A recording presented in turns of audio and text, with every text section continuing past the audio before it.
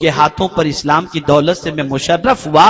اب جب میں پلٹا ہوں تو میری کیفیت یہ ہے کہ اس خاتون کے گھر کے قریب سے جب میں گزرا وہ آواز دیتی ہے فضالہ کیا بات ہے مجھ سے ناراض ہو کہ آج میرے پاس بیٹھنے کے لیے تم تیار نہیں, نگاہیں جھکائے جھکائے چلے جا رہے ہو, فضالہ کوئی غلطی ہو گئی ہو تو معاف کرو. فضالہ کہتے ہیں میں نے وہاں پر اپنے قدم کو روک دیا اور پلٹ کر صرف اس سے اتنا کہا جب تک محمد کو دل نہ دیا تھا تب تک تیری محبت تھی, اب دل میں محمد کی محبت کے علاوہ کچھ اور نہیں رہ گیا ہے. اے خاتون سن لے, اب میں تیرے کام کا نہیں, اب میرا جینا بھی حضور کے لیے ہے اور میرا مرنا بھی حضور کے لیے ہے. یہاں سے ایک پیغام مل رہا ہے, ایک سبق مل رہا ہے. خنجر لے کر شمع نبوت کو گل کرنے کے لیے پہنچا گیا تھا, لیکن قربان جائیے آنے والا دوسرے ارادے سے آ رہا ہے. لیکن مصطفیٰ جان رحمت کی نرمی کا عالم یہ ہے کہ آنے والے کو اس کے نیت کے مطابق سزا نہیں دیتے بلکہ انعام کی دولت اس طرح سے دیتے ہیں کہ جہنم سے بچا کر کے جنت کا مسافر بنا دیا کرتے ہیں. اور ایک درس حضرت فضالہ نے دیا, ایک پیغام حضرت فضالہ نے دیا کہ اگر تم عاشق رسول ہو, محبت رسول میں گرفتار ہو, تو اب ایک ہی محبت کو دل میں جگہ دو. یہ نہیں کہ دعویٰ محبت رسول کا کرو اور عورتوں کی محبت, ناجائز محبت اپنے دل میں تم بٹھا کے رکھو. اگر تم سچے عاشق رسول ہو تو امام احمد رضا کا یہ شعر تمہاری زبان پر بھی ہونا چاہیے اور عملی اس کا پیکر بھی بننا چاہیے. ایسا گما دے ان کی ولا میں خدا ہمیں ڈھونڈا کرے پر اپنی خبر کو خبر نہ ہو. یاد رکھو رسول گرامی وقار صلی اللہ علیہ وسلم کی محبت جان ایمان ہے, اور رسول اعظم صلی اللہ تعالی علیہ وسلم نے نرمی کے ذریعے انسانوں کی زندگی میں انقلاب پیدا فرمایا. مسجد نبوی شریف ہے, ایک شخص حاضر ہوتا ہے اور مسجد میں پیشاب کرنا شروع کر دیا. صحابہ جلال میں آتے ہیں, اسے روکنے کی کوشش کرتے ہیں, جھپٹنے جاتے ہیں. آقا نے فرمایا رک جاؤ, اسے استنجا کر لینے دو. جب وہ پیشاب کر چکا, سرکار مدینہ صلی اللہ علیہ وسلم نے پانی کی ڈول لی اور اس کے بعد صحابہ ساتھ میں تھے, اس پیشاب کے اوپر پانی بہا دیا گیا اور اس کے بعد اس شخص سے کہا یہ اللہ کا گھر ہے, یہاں پیشاب نہیں کی جاتی, عبادت کی جاتی ہے. اتنا سننا تھا کہ میرے آقا کی اس نرمی کو دیکھ کر کے کلمہ پڑھ کر کے مسلمان جاتا ہے. آپ اندازہ لگائیں,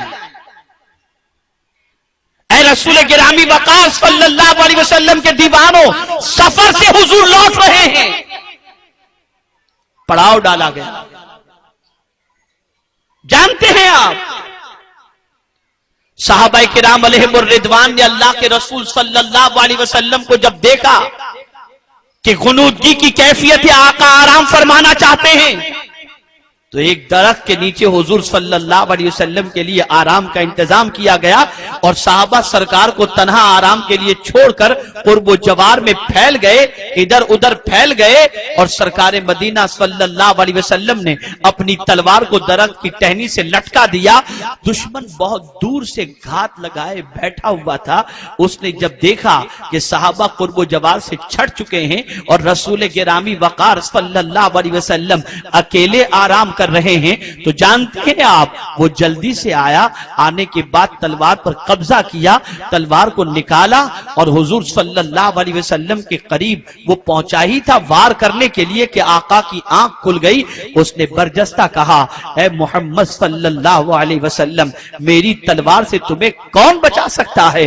آقا نے کہا اللہ میرا رب. اتنا کہنا تھا, ہاتھوں سے تلوار گر گئی, سرکار نے تلوار پر قبضہ کر لیا. پھر اس شخص سے فرمایا اب بتا میری تلوار سے تجھے کون بچا سکتا ہے؟ اس نے برجستہ کہا آقا آپ کی رحمت مجھے بچا لے گی، آپ کی شفقت مجھے بچا لے گی۔ اللہ اکبر! دشمن بھی حضور صلی اللہ علیہ وسلم کی نرمی کے لیے، رسول اعظم صلی اللہ علیہ وسلم کی شفقتوں کے حوالے سے دشمن بھی معترف نظر آتا ہے، اور ایسے لوگ اسی نرمی کو دیکھ کر اسلام کی آغوش میں آتے ہوئے نظر آتے ہیں۔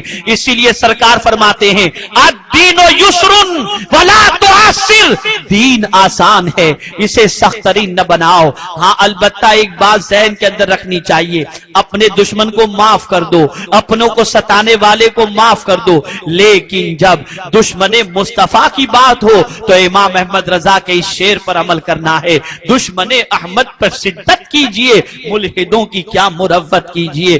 یا رسول اللہ صلی اللہ علیہ وسلم، ان کے یا رسول اللہ صلی اللہ تعالی علیہ وسلم کا نعرہ اپنی زبان پر رہنا چاہیے، اور مصطفیٰ پیارے صلی اللہ علیہ وسلم کے دشمنوں سے دشمنی کرنا یہ بھی اللہ کی سنت مبارکہ ہے۔ بلکہ سنو، اللہ کے رسول صلی اللہ علیہ وسلم کی دشمنی تو بہت بڑی بات ہو گئی۔ خداوند قدوس ارشاد فرماتا ہے، اللہ رب العزت ارشاد فرماتا ہے کہ میرے دوست سے اگر کوئی دشمنی کرے تو میں اسے اعلان جنگ کرتا ہوں، من عاد لی ولیا فقد آذنتہ بالحرب۔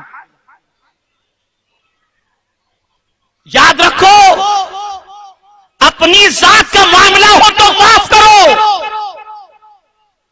نرمی کو اختیار کرو، نرمی کو اپناؤ۔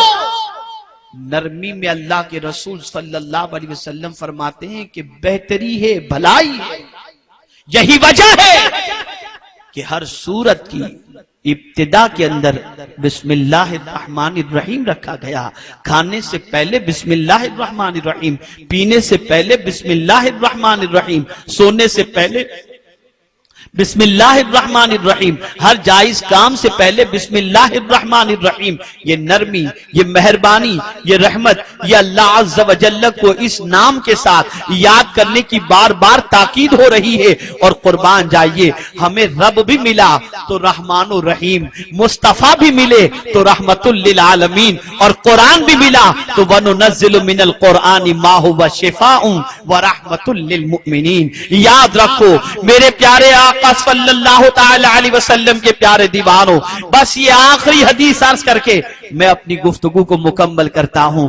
اللہ کے رسول صلی اللہ علیہ وسلم فرماتے ہیں اطلب الحوائج الی ذوی الرحمہ یرزقون۔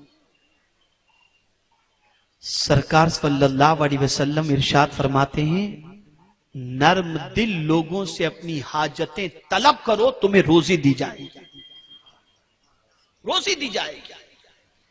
ان کے دامن میں پناہ لو، تمہیں پناہ دی جائے گی۔ اور سرکار فرماتے ہیں جس کو نرمی مل گئی اسے میری رحمت سے کچھ حصہ مل گیا، کچھ حصہ مل گیا۔ نرمی میں بھلائی ہے، نرمی میں برکتیں ہیں۔ تو میرے پیارے آقا صلی اللہ تعالی علیہ وسلم کے پیارے دیوانوں، اسی لیے چلنے کے حوالے سے بھی نرم روی کا حکم آیا ہے، اکڑ کر چلنے کے لیے منع فرمایا گیا، وَلَا تَمْشِ فِي الْأَرْضِ مَرَحًا۔ اللہ اکبر، ان اللہ لا يحب كل مختال فخور۔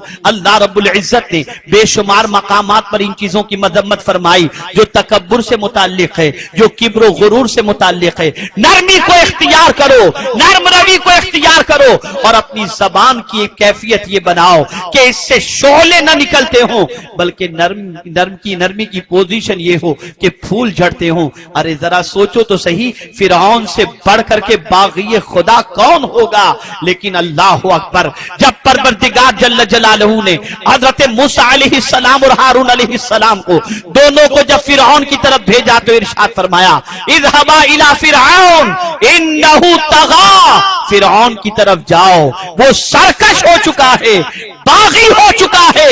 اور پھر فرمایا فقولا لہو قولا لینا، جب تم ان سے بات کرو تو نرمی سے بات کرنا۔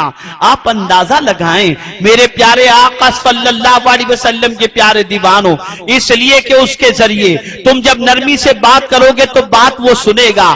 یہی وجہ ہے کہ ڈوبتے ڈوبتے بھی اسے یہ نرمی والی بات یاد آ گئی اور کہا آمنا برب موسیٰ و ہارون۔ اندازہ لگائیے حضرت امام اعظم رحمت اللہ تعالی علیہ کے دور پاک کے اندر ان کی شہرت کو سن کر، ان کی ترقی کو دیکھ کر، ان کی کامیابی کو دیکھ کر معاصرین کے اندر کچھ لوگ دشمن ہو گئے تھے، گنڈوں کو پیچھے لگا دیا تھا۔